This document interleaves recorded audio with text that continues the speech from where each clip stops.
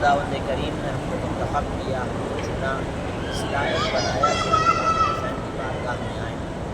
अब हमको इस लायक अपने आप को बनाना है कि हम इमाम की बारगाह से अगर आके जा रहे हैं तो जब तक कि बाहयात रहें इमाम हमको बुलाते रहें, जब तक कि ज़िंदा रहें सीरत इमाम पर हम चलते रहें। जब इस कायनात से हमारा वक्त मुंतहा हो जाए तो जब कब्र के अंदर मुनकिर व नकीर हमसे सवाल जवाब करें तो हमारा इमाम हमारा शफी बने, हमारा इमाम हमारा मुजीब बने, हमारा इमाम हमारी नियाबत में जवाब दे और शफी रोज़ महशर, शफी रोज़ जज़ा करार पाए हमारे खातिर। ये इमामत जिसको अभी आपके सामने आयत पढ़ी और ज़्यादा वक्त आपका लेना मकसूद नहीं, खुदावंद करीम कह रहा है कि इब्राहीम के बारे में है नबी खुदा, इब्राहीम हम आपको इमाम बना, इतनी जाइलुका लिन्नास इमाम, इब्राहीम हम आपको लोगों का इमाम बना। आप इमामत की अज़मत को समझिए, इस इमामत की मर्तबे और इसकी उहदे को समझे कि इमामत किस मर्तबे का नाम है। अल्लाह ने जनाब इब्राहीम को नबी बनाया, क्या ये उहदा कम था? अल्लाह ने जनाब इब्राहीम को खलील बनाया, क्या ये उहदा कम था? अल्लाह ने जनाब इब्राहीम को अपना करीबी मुंतखब करार दिया, क्या ये उहदा कम था? अल्लाह ने जनाब इब्राहीम को ख़ास नबियों में करार दिया, क्या ये उहदा कम था? लेकिन ये सारे उहदे एक तरफ और जितने भी अंबिया किराम का ज़िक्र कुरान करीम में हुआ माँ सिवा ख़त्म मरतबत के, उन तमाम अंबिया में सिर्फ़ और सिर्फ जनाब इब्राहीम को इमाम बनाने की बात की गई।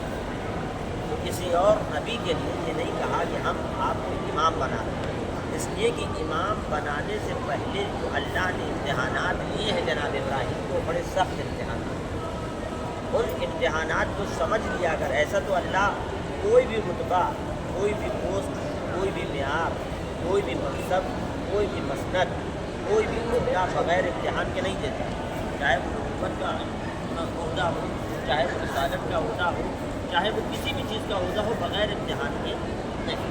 लेकिन जब इमामत का उहदा अल्लाह ने दिया जनाब इब्राहीम को, देखिए इम्तिहान कैसा होगा। इब्राहीम ये उहदा तुम्हें मिल तो जाएगा, लेकिन इससे पहले तुम्हें चंद इम्तिहान देने पड़ेंगे। कैसे इम्तिहान? का पहला जान के ज़रिए से इम्तिहान, पहला माल के ज़रिए से इम्तिहान, दूसरा औलाद के ज़रिए से इम्तिहान, तीसरा जान के ज़रिए से इम्तिहान। इब्राहीम जब ये तुम तीनों इम्तिहानात कामयाब कर चुकोगे, पास कर चुकोगे, तब हम तुम्हें इमाम बनाएंगे। जान का इम्तिहान, माल का इम्तिहान कैसे लिया? तवज्जो दीजिए। माल का इम्तिहान लेने से पहले अल्लाह ने जनाब इब्राहीम कहाँ खड़े थे? जनाब इब्राहीम सहरा में टहल रहे थे, साथ में अपने गल्लात को लिए हुए थे, जानवरों को लिए हुए थे, और जनाब इब्राहीम रास्ते से गुजर रहे थे। इतने में देखा कि एक फ़कीर है, एक शख्स है जो हाथ में असा लिए हुए है, और असा लेने के साथ न जाने दिल के अंदर क्या गुनगुना रहा है कि उसकी लहर इतनी अच्छी लगी कि जब जनाब इब्राहीम की तरफ खींचते चले गए, करीब गए तो क्या सुना? वो कह रहा था कि सुब्बूहुल कुद्दूस रब्बुल मलाइकति वर्रूह। जनाब इब्राहीम को इस ज़िक्र बहुत पसंद आया। जनाब इब्राहीम फरमाते हैं कि उसने क्या कहा? एक मरतबा और तो पढ़ना, उसने दोबारा पढ़ा सुब्बूहुल कुद्दूस रब्बुल मलाइकति वर्रूह। जनाब इब्राहीम कहते हैं कि एक बार और तुमने अगर ये ज़िक्र पढ़ा तो कसम से ये जो मेरे पास गल्लात हैं मैं तुमको इसके आधे गल्लात दे दूँगा, आधे भेड़ बकरियाँ दे दूँगा। उस दौर में माल व सरवत सिर्फ और सिर्फ जानवरों के ज़रिए से मापी जाती थी। अगर किसी के पास बहुत ज़्यादा भेड़ बकरियाँ हैं, अगर बहुत ज़्यादा किसी के पास जानवर है, तो उसका मतलब वो ज़्यादा मालदार है, ज़्यादा सरवत है। जनाब इब्राहीम ने कहा अगर तुमने अब की बार पढ़ा तो मैं तुमसे वादा करता हूँ ये आधा जानवर अपना तुमको दे दूँगा। उसने कहा सुब्बुहुल कुद्दूस रब्बुल मलाइकति वर्रूह। जैसे उसने कहा सुब्बुहुल कुद्दूस रब्बुल मलाइकति वर्रूह, जनाब इब्राहीम ने उसे आधे जानवर दे दिए। अब जनाब इब्राहीम उससे कहते हैं कि एक बार और पढ़ो, कि मेरे रब का जिक्र मुझे इतना अच्छा लगता है कि मैं इसके लिए तुम पर अपनी पूरी दौलत निछावर कर सकता हूँ। अब की बार जो तुमने पढ़ा میں تم پہ اپنی آدھی دولت اور قربان کر دوں گا.